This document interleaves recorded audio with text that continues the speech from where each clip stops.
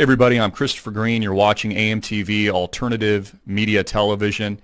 I'm here with Chad Booksam out in Boca Raton, Florida. We're going to broadcast this stream as best we can. We had a few technical difficulties, of course, really pushing our internet connection here. We also have a camera set up outside a residence, of which many of you guys have been looking at palm trees, which I'm not sure if those guys are going to last after this storm. Now, they've been telling us Cat 4, and then they said it got downgraded to Cat 3, then it was back to Cat 4, then it went to Cat 5, then it was going to be the worst storm we'd ever seen in our life, and then don't worry, it's not going to be a big storm. So we've got Chad Booksam on the ground. Chad, we really appreciate you being out there, and I just want to, you to be cognizant, as I know we've discussed, but safety first, my man. A lot of people are concerned about your safety, especially being out there on the coast. So do whatever you need to do. Obviously, if you need to cut the stream at any moment, do what you need to do. Chad, can you hear me okay? Yeah, I hear you okay. Thank you, Chris. And okay. Thanks for tuning in. Yeah, they've been really going back and forth on the size. Let me make sure everybody knows this. Hurricane Andrew was like a dime compared to a quarter of what Irma is.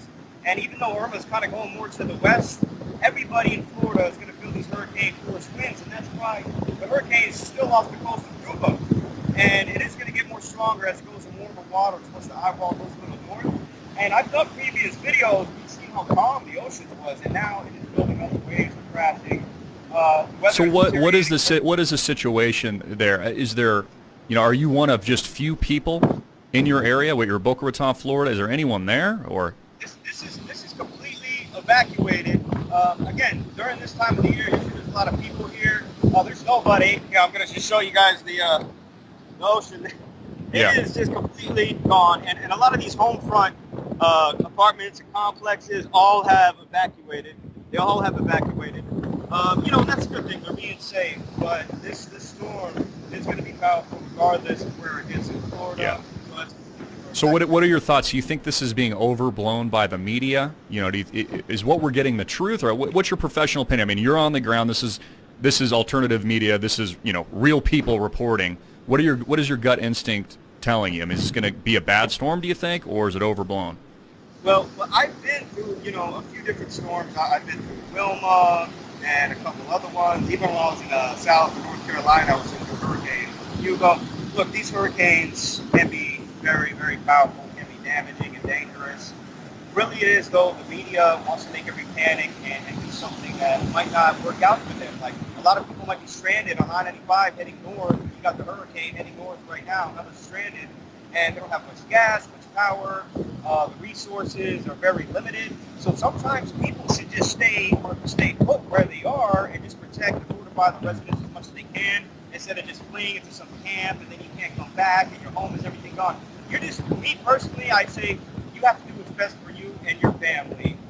It's better to tune into alternative media sites like us here instead of the mainstream media, because all they want to do is scare people and panic them and have them flee in a freaking FEMA camp somewhere when it might not benefit you. Now this hurricane isn't a coastal event. It's going to go through the whole state. So the whole state's going to get affected. So really you have to do what you think is best for you and your family, and I wouldn't recommend listening to CNN or these mainstream media outlets too much, because they're just going to make you panic. That's what they want to do. Yeah, and you've been reporting on the ground with exclusive coverage, and thank you again. I mean, we're really appreciative. Our audience is very appreciative. You've been covering over the last few days from the very beginning when this became a big national story. Water completely sold out, price gouging at your local Home Depot, gas stations completely out of gas. And it just goes to show you, we've had people down there in Florida had time to prep, right? They've had time to prep with a warning from government officials, from a stern message from the President of the United States, Donald J. Trump. You probably saw I put out on Twitter, from emergency alert systems. There's been time to get out of Dodge. I mean, I can only imagine, and look at the chaos we've seen.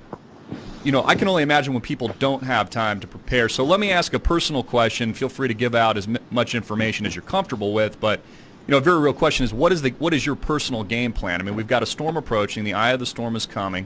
It is rocking Cuba as we speak. I've read reports that say they expect 4 million residents. If an average residence has 2 people in it, say just a two-person home, 9 million people could potentially be out of power in the not-too-distant future. That could be for days. That could be for weeks. That could be for months. Maybe it never happens. I don't know, but what is the general game plan? I mean, can you go inland? Can you get up country? I'm thinking off the top of my head, Can you get out of Dodge?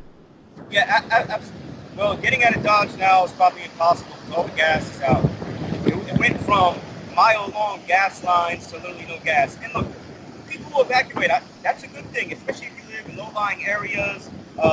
Your house or your home might be easily affected given the fact that there's a lot of debris or a lot of trees. Look, you might need to evacuate, and that's good. The place I'm at, we have hurricane impact windows, we have shutters. I'm going to hunker down. Mm-hmm. I'm hunkering down in this region. Only like maybe one or a few other people are.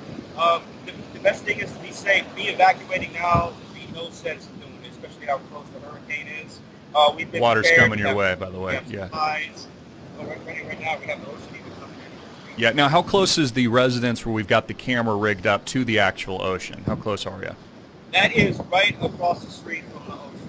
Okay. It's right across the street from the ocean. So you're really going to see the true impact of a hurricane when it comes on shore. And remember, this hurricane is going to come from the south, and we are going to see storm surge coming in from the east. It's a little bit of a benefit for people who are on the East Coast. Hurricane Andrew came in from the east, directly from the side of Florida, and that caused a huge amount of storm surge. Where I'm at in Boca Raton, they're expecting 2 to 4 feet. We're a little bit elevated. Let me just show you guys here just a little bit so you can see. This is why I feel a little bit safe. The elevation is a little bit more than you would see in other areas. You guys can see it. I'm not sure if the camera's on it. Yeah, we can see the it. land goes up just a little bit more, and I feel safe where I'm at, and I have hurricane impact windows, supplies. If power goes out, look, that's the least of my worries. We need water. We need to make sure we have tons of water. We'll build up bathtubs. They cut the water on the coastal regions, so you can't even get water from your sinks or your bathtubs. That's why you had to fill it up early. You had to get. I have gallons and gallons and gallons of water. Chris, you know better than anybody how much you need to prepare regardless of any situation. Yeah. Because this is what they do. A lot of times the government just shuts you down. They've been evacuating people as they come on along the coast. But we're prepared the best we can, and that's all we can really do.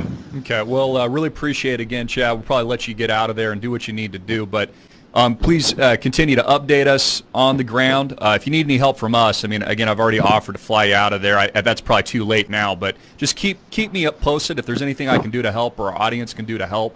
I don't know, if you guys are going to have power, if that's going to go out. No, I can't predict what's going to happen. So that's another thing. If the live stream is hooked up to obviously our power and the Wi-Fi, we're going to keep it going as long as you can.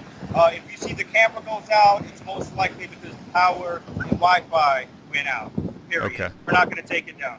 Okay. Well, I'd keep tracking, the storm's trajectory. Obviously, get to high ground if you need to, right? Even if it's just in a building or something like that. Take care of yourself, and we're sending our prayers your way. You're doing an incredible job, Chad. I mean, honestly, I don't think anybody's out there doing what you're doing right now. So you've don't do it for the footage, is what I'll say. Be safe, number one. That's my number one concern. I think our audience concern, but we really appreciate what you're doing, and please keep us updated with any cell phone footage you can rip our way. I'll certainly get it out as quick as we can to the viewing audience, and we'll be chatting with you, my man. Thank you so much, Chad, for what you're doing, brother. Absolutely, Fred. Thank you for your prayers, everybody. We'll do our best to stay safe and keep updating on Hurricane Irma. Okay. All right. Thank you, Chad.